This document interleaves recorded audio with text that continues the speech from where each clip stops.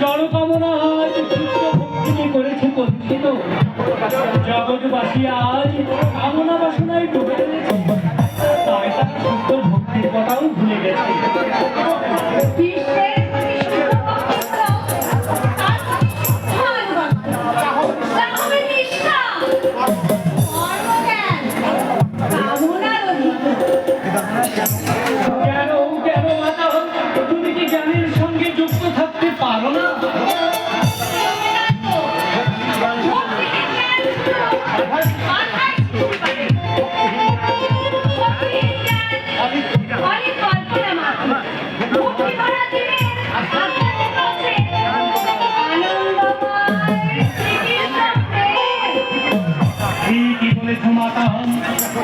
যখন থেকে পরমেশ্বর ভগবান শ্রীকৃষ্ণ